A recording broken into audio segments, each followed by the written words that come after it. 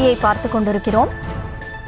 கிருஷ்ணகிரி தனியார் பள்ளியில் போலி என்சிசி முகாமில் மாணவிகளை பாலியல் தொல்லை செய்த விவகாரம் தொடர்பாக புலன் விசாரணை அறிக்கையை தாக்கல் செய்யுமாறு தமிழக அரசுக்கு நீதிமன்றம் உத்தரவிட்டிருக்கிறது. இந்த புலன் விசாரணையை செப்டம்பர் மாதத்தில் தாக்கல் செய்யுமாறும் தெரிவித்திருக்கிறது. புலன் விசாரணை அறிக்கையை செப்டம்பர் 4ஆம் தேதி தாக்கல் செய்யுமாறு தமிழக அரசுக்கு நீதிமன்றம் உத்தரவை பிறப்பித்திருக்கிறது. அந்த அண்மை செய்தியை பார்த்து கொண்டிருக்கிறோம். தனியார் பள்ளியில் போலி மாணவிகள் பாலியல் வன்கொடுமைக்கு ஆளான விவகாரம் தொடர்பான வழக்கானது இன்றைக்கு விசாரணைக்கு வந்திருக்கிறது. இது தொடர்பாக புலன் விசாரணை அறிக்கையை தாக்கல் செய்யுமாறு தமிழக அரசுக்கு நீதிமன்றமானது உத்தரவை பிறப்பித்திருக்கிறது. கூடுதல் விவரங்களோடு செய்தியாளர் மதியழகன் இணைப்பில் இருக்கீங்க. வழக்கு தொடர்பான முழு விவரம் என்ன? கிருஷ்ணகிரியில் போலி என்சிசி முகாம் நடத்தி மாணவிகளுக்கு பாலியல் தொல்லை அளிக்கப்பட்ட சம்பவம் தொடர்பான விசாரணையை சிபிஐக்கு மாற்றக்கூடிய வழக்கறிஞர் சூரிய பிரகாசம் என்பவர் சென்னை உயர்நீதிமன்றத்தில் மனு தாக்கல் செய்திருந்தார்.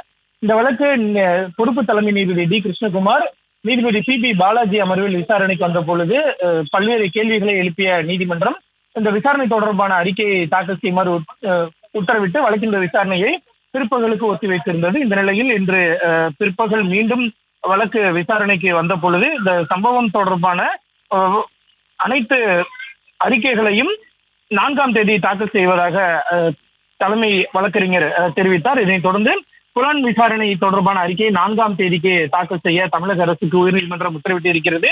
மேலும் பலியான சிவராமன் மற்றும் அவரது தந்தையின் பிரேத பரிசோதனை அறிக்கைகளையும் தாக்கல் செய்ய உத்தரவிட்டு இருக்கிறது. மேலும் பள்ளிக்கு எதிரான விசாரணை அறிக்கை அடிப்படையில் எடுக்கப்பட்ட நடவடிக்கையை தொடர்பான அறிக்கையை தாக்கல் செய்யவும் உத்தரவிட்டு இருக்கிறது சென்னை உயர்நீதிமன்றம். மேலும் இழப்பீடு கோரி பாதிக்கப்பட்ட மாணவிகளின் பெற்றோர் தாக்கல் செய்த மனுவை பரிசீலிக்க வேண்டும் என்றும் மகளிர் சிறப்பு நீதிமன்றத்திற்கு சென்னை உயர்நீதிமன்றம் உத்தரவிட்டு இருக்கிறது.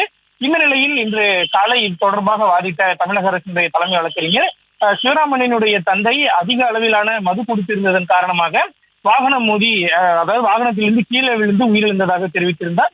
இந்த நிலையில் பிற்பகலில் வாதத்தை வைத்த அவர் காலையில் அவர் மது போதையில் உயிரிழந்து விட்டதாக தாம் தவறாக தெரிவித்து விட்டதாகவும், ஆனால் தற்பொழுது கிடைக்கப்பெற்ற தகவலின் அடிப்படையில் சிவராமனின் தந்தை மது போதையில் கீழே விழுந்து உயிரிழக்கவில்லை, சர்க்கரை நோய் காரணமாக அவர் வாகனம் ஓட்டிக் கொண்டிருந்த பொழுது சர்க்கரை நோய் காரணமாக அவருக்கு மாரடைப்பு ஏற்பட்டு அவர் உயிரிழந்ததாகவும் தெரிவிக்கப்பட்டது. மேலும் இந்த விவகாரம் தொடர்பாக தனியார் பள்ளிக்கு நோட்டீஸ் அனுப்ப நடவடிக்கை எடுக்கப்பட்டு இருப்பதாகவும், விசாரணை தொடர்பான அனைத்து அறிக்கைகளும் தாக்கல் செய்யப்படும் எனவும் தெரிவிக்கப்பட்டது.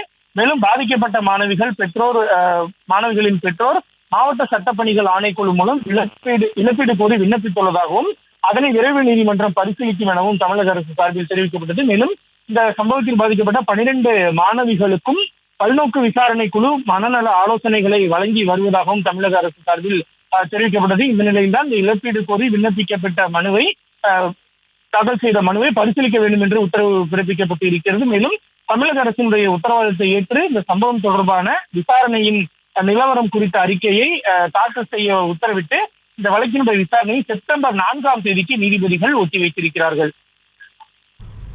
கூடுதல் விவரங்களுக்கு நன்றி மதியழகன். செய்திகளை உடனுக்குடனும் துல்லியமாகவும் தெரிந்து கொள்ள சப்ஸ்கிரைப் பண்ணுங்க.